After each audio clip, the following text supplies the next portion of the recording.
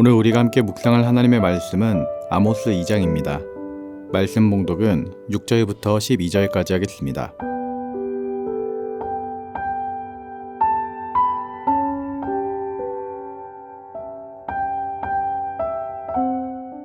여호와께서 이와 같이 말씀하시되 이스라엘의 서너 가지 죄로 말미암아 내가 그 벌을 돌이키지 아니하리니 이는 그들이 은을 받고 의인을 팔며 신한 켤레를 받고 가난한 자를 팔며 힘없는 자의 머리를 티끌 먼지 속에 발로 밟고 연약한 자의 길을 굽게 하며 아버지와 아들이 한 젊은 여인에게 다녀서 내 거룩한 이름을 더럽히며 모든 제단 옆에서 전당 잡은 옷 위에 누우며 그들의 신전에서 벌금으로 얻은 포도주를 마심이니라.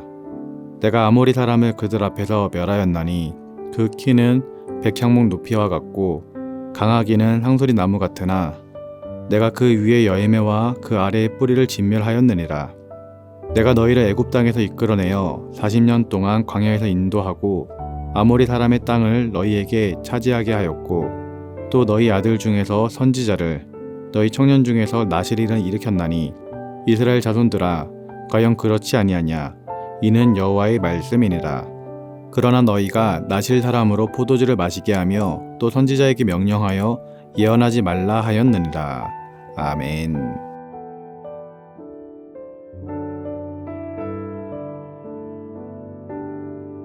아모스 선지자는 남유다 사람이었지만 북이스라엘을 향해 강력한 하나님의 심판 메시지를 전했던 선지자였습니다.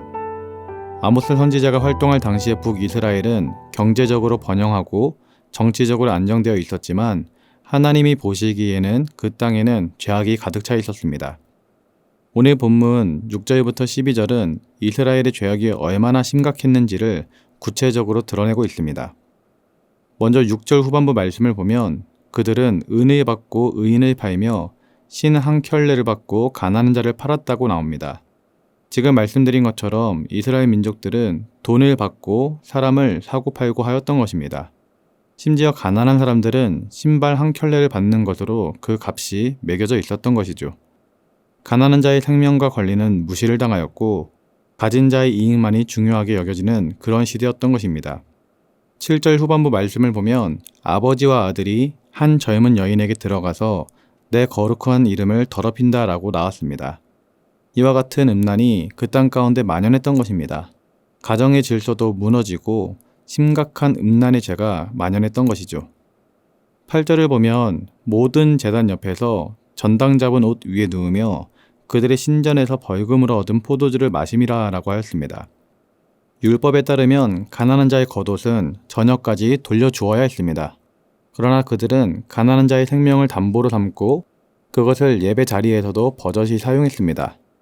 더 나아가 신전에서 거둔 벌금으로 술을 마시면서 향락을 즐겼습니다. 하나님께 드려야 할 예배가 인간의 쾌락의 자리로 완전히 변질되었던 것이죠.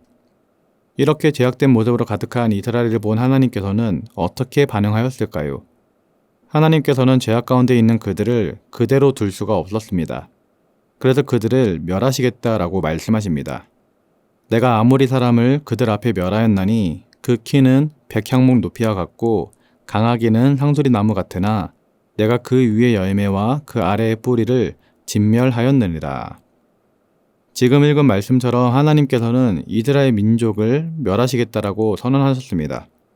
하나님께서 왜 이토록 북이스라엘을 심판하실까요? 그 이유는 단 한 가지입니다. 하나님께서 베풀어 주셨던 은혜를 잊어버렸기 때문입니다. 하나님께서는 애굽에서 종노릇하던 이스라엘 민족들을 구원해 주셨습니다. 그리고 광야에서 그들을 먹이시고 입히신 후에 젖과 꿀이 흐르는 가나안 땅에 들어가게 하셨습니다. 그러나 그들은 이와 같은 은혜들을 다 잊어버렸습니다. 출애굽하면서 일으켰던 그 하나님의 기적을 잃어버렸고 광야에서 먹이시고 입히시고 구름기둥과 불기둥으로 그들을 인도해내신 그 하나님을 잊어버렸던 것입니다. 그 결과 그들은 죄악 가운데 빠지게 되었고 죄에 빠지니 나라와 민족이 불의로 가득하게 되었던 것입니다.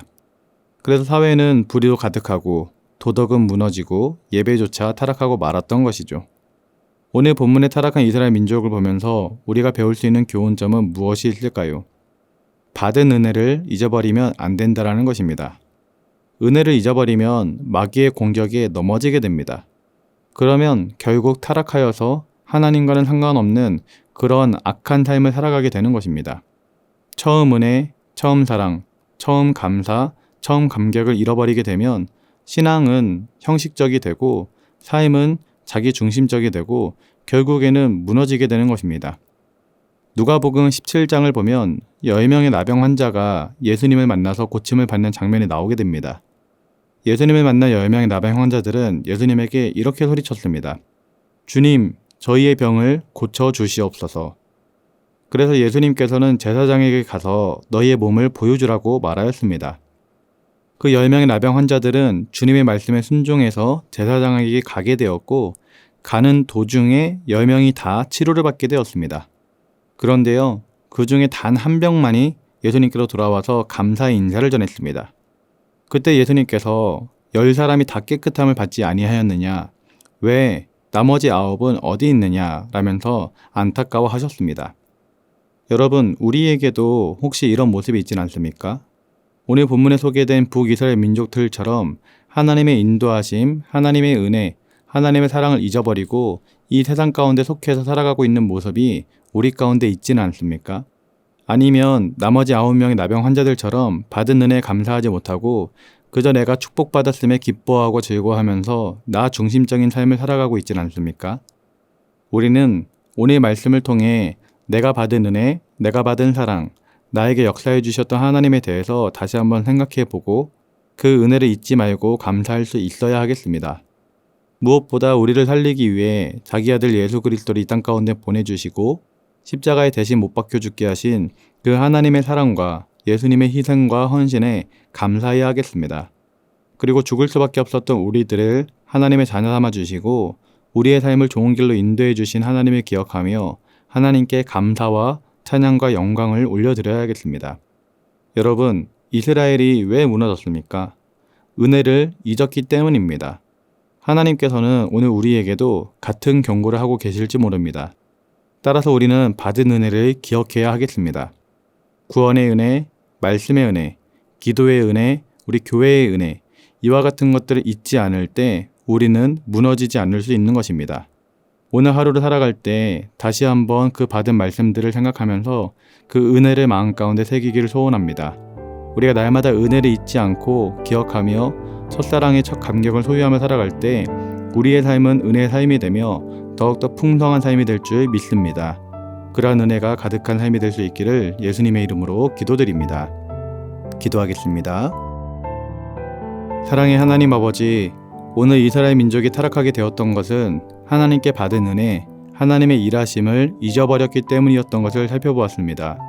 주님, 때로 우리도 하나님께 받은 은혜와 사랑을 잊어버리고 살지는 않았는지 돌아봅니다. 혹시라도 연약한 모습이 있었더라면 용서하여 주시고 이제는 받은 은혜를 잊지 아니하도록 은혜를 더하여 주시고 성령의 충만함으로 함께하여 주시옵소서.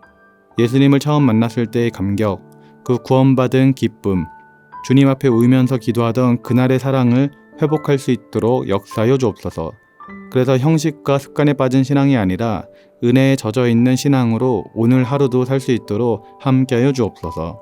감사를 드리며 예수님의 이름으로 기도드립니다. 아멘. 하늘에 계신 우리 아버지, 아버지의 이름을 거룩하게 하시며 아버지의 나라가 오게 하시며 아버지의 뜻이 하늘에서와 같이 땅에서도 이루어지게 하소서. 오늘 우리에게 일용할 양식을 주시고 우리가 우리에게 잘못한 사람을 용서하여 준 것 같이 우리 죄를 용서하여 주시고 우리를 시험에 빠지지 않게 하시고 악에서 구하소서. 나라와 권능과 영광이 영원히 아버지의 것입니다. 아멘.